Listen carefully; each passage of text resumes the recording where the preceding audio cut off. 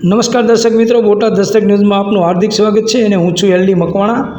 આપ જોઈ રહ્યા છો બોટાદ દસ્તક ન્યૂઝ। હવે પછીના સમાચાર વિગતવાર। વરઘોડો કાઢશો તો ઠીક નહીં રહે, 200 પોલીસ અને બંધારણ સાથે દલિત એડવોકેટ ઘોડે ચડ્યા। વરરાજા કારમાં બેઠા અને પથ્થર ફેંકાયો। ગાદલવાડામાં એ દિવસે શું થયું? આઝાદીને 78 વર્ષે પણ દેશમાં ક્રૂર જાતિવાદી વ્યવસ્થા દૂર થઈ શકી નથી। 21મી સદીના 25 વર્ષે પણ આપણે ઊંચી નીચી જાતિ અને આભડછેટની માનસિકતા વચ્ચે જીવી રહ્યા છીએ, જેનું ઉદાહરણ તાજેતરમાં બનાસકાંઠા જિલ્લામાં પાલનપુર તાલુકાના ગાદલવાડા ગામ સામે આવ્યું છે। ગાદલવાડા ગામના દલિત એડવોકેટ મુકેશ પરેચાએ 200 પોલીસ જવાનની સુરક્ષા સાથે પોતાના લગ્નનો વરઘોડો કાઢવો પડ્યો છે। આમ છતાં કાંકરી ચાળો થયો અને બાદમાં સ્થાનિક ગઢ પોલીસ સ્ટેશનના પીઆઈ વસાવા જાતે જ કાર ડ્રાઈવ કરીને વરરાજાને લગ્ન સ્થળ સુધી સલામત રીતે લઈ ગયા। આ કારમાં પાછળ વડગામના ધારાસભ્ય જિગ્નેશ મેવાણી પણ બેઠા હતા। આખરે કેવી રીતે 200 પોલીસ કર્મીએ લગ્નના વરઘોડામાં સુરક્ષા પૂરી પાડી? લગ્ન પહેલાં યુવકને શું ધમકી મળી હતી? વરઘોડો પૂર્ણ થયા બાદ શું ખરેખર કાંકરી છાળો થયો હતો? પોલીસે શું કાર્યવાહી કરી?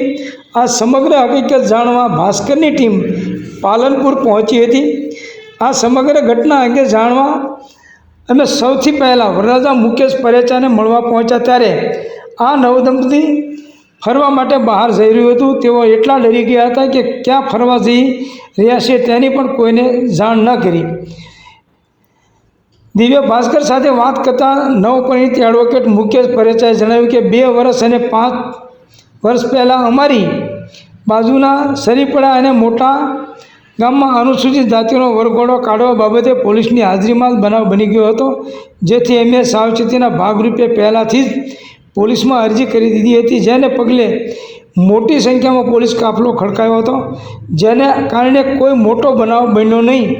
આઝાદીના આટલા વર્ષે પણ આપણને ઘોડી જેવા પ્રાણી પર બેસવા માટે આટલો સંઘર્ષ કરવો પડે, અને એ પણ જ્યાં સમાનતાની વાતો થતી હોય એવા ગુજરાતમાં। એક એડવોકેટ તરીકે અમને આટલી તકલીફ થતી હોય તો આપ વિચારો કે અમારા અન્ય ભાઈઓને કેવી તકલીફ થતી હશે। જાનમાં ઘોડીએ બેસવા માટે પોલીસ બોલાવવી પડે અને 200 પોલીસ કર્મીઓ હાજર હોવા છતાં ગાડી પર પથ્થર ફેંકવામાં આવે તો આ ખૂબ જ દુઃખની વાત કહેવાય। કેટલાક અસામાજિક તત્વોને પોલીસ કે કાયદાનો ડર નથી રહ્યો। તેઓ આગળ કહે છે કે આ સમગ્ર બાબતે સરકારે કેમ્પેન ચલાવવું જોઈએ અને રાજ્યમાં જે સમાનતાની વાતો ગ્રાઉન્ડ પર ઉતરવાની દિશામાં કામ કરવું જોઈએ। અમારું ગાદલવાડા ગામ બનાસકાંઠાના મુખ્ય મથક પાલનપુરથી માત્ર 10 કિલોમીટર દૂર આવેલું છે। જો જિલ્લાની નજીકના ગામમાં આવી હાલત હોય તો વિચારો કે અંતરિયાળ ગામમાં કેવી હાલત હશે। આ પ્રકારના અસામાજિક તત્વો સામે સરકાર ઝુંબેશ ચલાવી લોકોને સમજાવે કે ઘોડી એક પ્રાણી છે અને માનવ તરીકે બધાને જીવવાનો સમાન અધિકાર છે, કોઈ વ્યક્તિ સાથે લડવાની જરૂર નથી। આ પ્રકારના લોકોની માનસિકતા બદલવાની જરૂર છે। લોકશાહીમાં દરેક વ્યક્તિને પોતાની રીતે જીવવાનો અધિકાર છે, જોકે કેટલાક લોકોનું આવું મનસ્વી વર્તન ગેરવાજબી છે। વરરાજાના મોટાભાઈ વિનોદ પરેચાએ જણાવ્યું કે 4 ફેબ્રુઆરીએ મુકેશભાઈના લગ્ન વધાવવાનો કાર્યક્રમ હતો। 5 ફેબ્રુઆરીએ દાંડિયા રાસ, 6 ફેબ્રુઆરીએ વરઘોડો સાથે જાન પ્રસ્થાન થઈ હતી। પાલનપુર તાલુકાના ગાદલવાડામાં આઝાદી બાદ એક પણ અનુસૂચિત જાતિનો વરઘોડો નીકળ્યો નથી, જેથી મારા ભાઈની ઈચ્છા હતી કે અમે ગામમાં વરઘોડા સાથે જાન પ્રસ્થાન કરીએ। જોકે આસપાસના સરીપડા અને મોટા ગામમાં અગાઉ વરઘોડો નીકળવાની બાબતે ગંભીર બનાવ બની ચૂક્યા હતા, એટલે અગમચેતીના ભાગરૂપે 22 જાન્યુઆરી 2025ના રોજ લેખિતમાં બનાસકાંઠા એસપી, ગઢ પોલીસ સ્ટેશનના પીઆઈ અને ગાંધીનગર ડીજીપી અને SC/ST સેલમાં જાણ કરી સુરક્ષાની પરવાનગી માગી હતી। જ્યારે લગ્ન વધાવવાના 1 દિવસ અગાઉ મુકેશભાઈના ફોન પર મિત્રતામાં કેટલાક લોકોએ એવું કહ્યું કે તમે ગામમાં વરઘોડો કાઢશો તો કંઈક ઘટના બની શકે છે। આ દરમિયાન એક યુવકે વરઘોડા બાબતે ધમકી આપી, એટલે અમે સ્થાનિક પોલીસનું ફરી ધ્યાન દોર્યું અને લેખિત અરજી કરી બંદોબસ્ત માગી લીધો. જોકે આ યુવકનો ફોટો પાડીને સ્થાનિક પોલીસ સ્ટેશન પોલીસમાં મોકલી આપ્યો હતો અને કહ્યું કે અમારા લગ્નના 2 દિવસ પહેલાં રૂબરૂ આવી ધમકી મળી છે, તમે કોઈ કાર્યવાહી કરીને જોઈ લેજો, કારણ કે અમે અમારા લગ્ન પ્રસંગમાં વ્યસ્ત છીએ, જેથી અમે નથી ઈચ્છતા કે અમારા પ્રસંગમાં કોઈ વિખવાદ ઊભો થાય.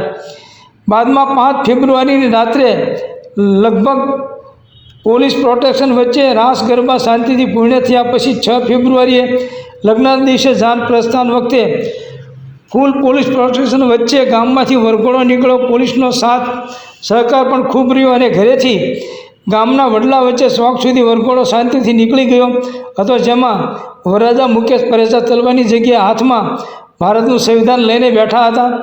આ બધામાં ગામના લોકોનો પણ ખૂબ સારો સહકાર મળી રહ્યો હતો, પરંતુ ગામના વડલે જ્યારે અમે અમારા ભાઈને ઘોડી પરથી ઉતારી જાન પ્રસ્થાન કરવા માટે ગાડીમાં બેસાડે ત્યારે 200-300 મીટર આગળ જતાં જ એક જગ્યાએથી એક પથ્થર વરરાજાની ગાડી પર ફેંકવામાં આવ્યો, જ્યાં ડ્રાઈવરે ગાડી રોકી દીધી. હું પાછળ હતો અને મને ફોન આવ્યો કે ભાઈની ગાડી પર પથ્થર ફેંકાયો છે, એટલે હું તાત્કાલિક ત્યાં હાજર પીઆઈને મળ્યો અને કહ્યું કે આ રીતની ઘટના બની છે, જેથી તાત્કાલિક તમામ પોલીસ કર્મીઓ દોડતા ત્યાં પહોંચ્યા. એટલામાં વડગામના ધારાસભ્ય જિગ્નેશ મેવાણી પણ જાનમાં જોડાઈ ગયા હતા. માહોલ ન બગડે અને કાયદો વ્યવસ્થાની સ્થિતિને નુકસાન ન પહોંચે એટલે પીઆઈ KM વસાવા સાહેબે પોતે વરરાજાની ગાડી ચલાવી દીધી અને જિગ્નેશ મેવાણી પોતે તે ગાડીમાં પાછળ બેસી ગયા. બાદમાં અમારી જાન જે લીંબોઈ ગામમાં જવાની હતી ત્યાં સુધી અમે ફૂલ પોલીસ પ્રોટેક્શન સાથે સહી સલામત જાન પહોંચાડી દીધી. બાદમાં સાંજે સહી સલામત જાન ઘરે પણ પહોંચાડી આપી. જ્યારે પથ્થર આવ્યો હતો તે જગ્યા અમે પોલીસને બતાવીને એ પથ્થર અને પોલીસને તે સમય જ આપી દીધો હતો. ભાસ્કરે આ મામલે જિલ્લા SP અને DYSPનો સંપર્ક કર્યો હતો, પરંતુ તેમનો સંપર્ક થઈ શક્યો ન હતો. પોલીસ સૂત્રો પાસેથી મળેલી જાણકારી મુજબ વરરાજાની કાર ચલાવવા પીઆઈ ધારાસભ્ય જિગ્નેશ મેવાણી અને વરરાજાનો ફોટો વાયરલ થતાં પીઆઈને ઉપરી અધિકારીઓનું સાંભળવાનો વારો પણ આવ્યો હતો.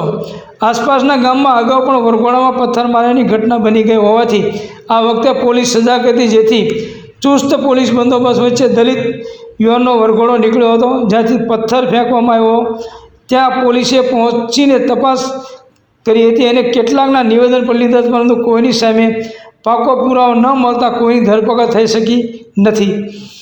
પાલનપુરના ગાદલવાડામાં ગામમાં જ્યારે આ ઘટના બની ત્યારે નજીકના ગામ વડગામના ધારાસભ્ય જિગ્નેશ મેવાણી પણ ત્યાં તાત્કાલિક દોડી આવ્યા હતા. આ સમગ્ર બાબતે ભાસ્કરની ટીમે જિગ્નેશ મેવાણી સાથે વાતચીત કરી હતી. દલિત એડવોકેટે વરઘોડો કાઢવા પોલીસ પ્રોટેક્શન મારવું એ શરમજનક છે.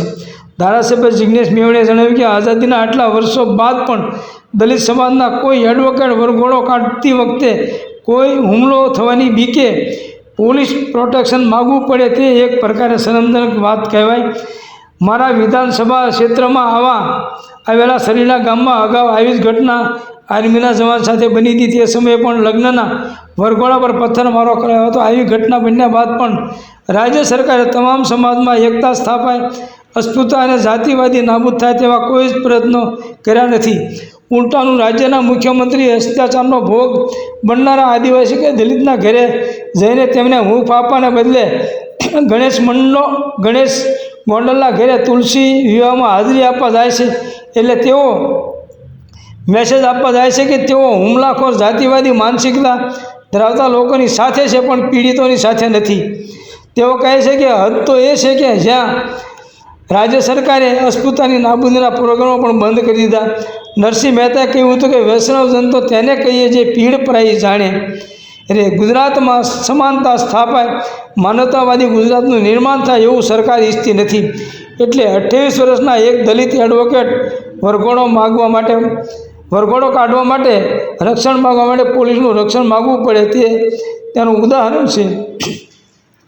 રાજ્ય સરકારે ગુજરાતના દરેક ગામમાં અસ્પૃશ્યતાની નાબૂદી માટે એક ડ્રાઈવ ચલાવીને એક કેમ્પેન ચલાવવું જોઈએ. સરકારે ગુજરાતની જનતાને અપીલ કરવી જોઈએ કે ક્યાં સુધી આપણે દલિત, રબારી, આદિવાસી, પટેલ, કોળી, ઠાકોર કે ક્ષત્રિય બનીને રહીશું? આપણે ભારતવાસી ક્યારે બનીશું? આ સમાનતાના સંસ્કાર ટેક્સ બુકમાં આપવાના હોય તેના બદલે આ સરકાર મનુ સમૃદ્ધિના કાર્યક્રમો કરવા દેશે. રાજ્ય સરકારનો ચહેરો જ ફાસિસ્ટ છે. રાજ્યના મુખ્યમંત્રીએ એક્ટમાં ઠરાવ્યા પ્રમાણે દર વર્ષે જાન્યુઆરી અને જુલાઈમાં એટ્રોસિટીના ઇમ્પ્લિમેન્ટેશનનું આખા રાજ્યમાં સુપરવિઝન અને મોનિટરિંગ કરતી 2 મિટિંગ લેવાની હોય છે. જોકે 3.5 વર્ષ સુધી મુખ્યમંત્રી આવી કોઈ મિટિંગ ન કરી એટલે મેં હાઈકોર્ટમાં પિટિશન દાખલ કરી. એટલે ગયા વર્ષે મુખ્યમંત્રીએ મિટિંગ કરી અને આ જાન્યુઆરીમાં ફરી મિટિંગ કરવાની હતી તે ન કરી.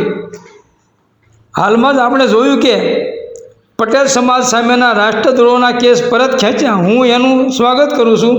પાટીદાર આંદોલનના હજી પણ કોઈ કેસ બાકી હોય તો તે પણ પરત લેવા જોઈએ તેવી અમારી પણ માગ છે. પરંતુ ઉનાકાંડ વખતે થયેલા ભાનુ વણકરના આત્મવિલોપનમાં થયેલા કેસ, ગૌચરો બચાવવા માટે લડતા માલધારી સમાજ પરના કેસો, કેવડિયામાં સરદાર પટેલનું સ્ટેચ્યુ બન્યું તે સમયે જે આદિવાસી લોકોની જમીનો ગઈ તે આદિવાસી સમાજ પરના કેસો, CAA NRC સમયના મુસ્લિમ સમાજના કેસો, LRD યુવાનો પરના કેસો અને પેપર લીક વખતે આંદોલનકારીઓ પરના કેસો પરત નથી લેવાયા.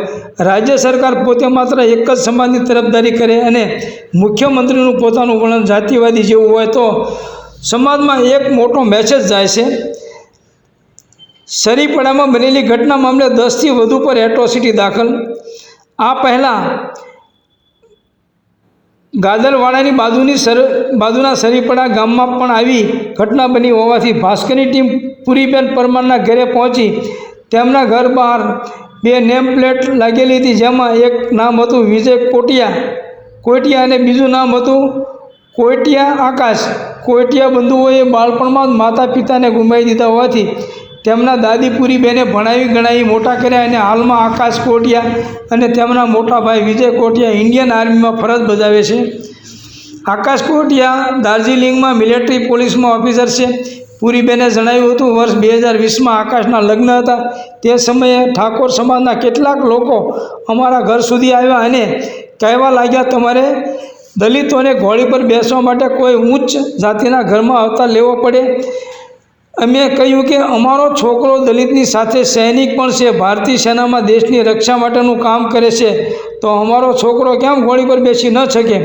અમે તેમના વિરોધ વચ્ચે ગામમાંથી ઘોડી પર જાન કાઢી અને તે સમયે પોલીસનો કોઈ બંદોબસ્ત નહોતો. માત્ર 1-2 પોલીસવાળાની હાજરીમાં અમારા છોકરાના ઘોડા પર પથ્થરમારો થયો, જેમાં કેટલાક જાનૈયાઓને પથ્થર પણ વાગ્યા. અમારા આકાશને ઘોડી પરથી નીચે ઉતારી દીધો. બાદમાં લાંબી બોલાચાલી થઈને વધુ પોલીસ આવી ગઈ. પુરીબેન આગળ કહે છે કે ત્યાર પછી પોલીસની હાજરીમાં જાન પ્રસ્થાન કરાવી. બાદમાં પોલીસે તેમના 10થી વધુ લોકો ઉપર એટ્રોસિટીનો ગુનો દાખલ કર્યો. તેમાં કેટલીક મહિલાઓ પણ હતી. આ તમામ લોકોની પોલીસે ધરપકડ કરી અને 3 મહિના જેલમાં રહીને પણ આવ્યા. તે સમયે એક ઠાકોર સમાજના વ્યક્તિએ જ આકાશને લગ્નમાં પોતાની ઘોડીએ બેસાડ્યા હતા. ત્યારે તેમના જ સમાજના લોકોએ તેમનો એટલે કે ઘોડીના માલિકનો વિરોધ કર્યો હતો અને સમાજના તમામ રીતિ રિવાજોમાંથી બરતરફ કરી દીધા હતા. દર્શક મિત્રો, હવે મૂળ વાત એ છે કે આ જે ઠાકોર સમાજ કહેવાય છે એ ખરેખર ઠાકોર એટલે દેશી ભાષામાં અમારા સૌરાષ્ટ્રની સાઈડમાં એને ઠાકરડા કહેવામાં આવે છે અને એને સુવાળિયા કોળી કહેવામાં આવે છે. જે અમારે અહીંયા તળપદા કોળી છે એને કોળી પટેલ કહેવામાં આવે છે અને અહીંયા જે પગી કહેવામાં આવે છે, સુવાળિયા કોળી છે અને પગી કહેવામાં આવે છે. અને એ સાઈડ બનાસકાંઠા સાઈડ અને ઉત્તર ગુજરાતની જે સાઈડ છે ત્યાં એમને પોતે ઠાકોર બની બેઠા છે.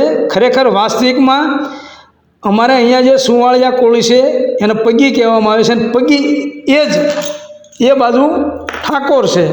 ખરેખર આ સુવાળિયા કોળી છે એટલે એમનામાં આભડછેટનું પ્રમાણ વધુ પડતું હોય છે, જ્યારે અહીંયા સૌરાષ્ટ્ર સાઈડમાં કે બોટાદ સાઈડમાં એવું નથી હોતું. Botad Dastak news, LD Makwana, Botad.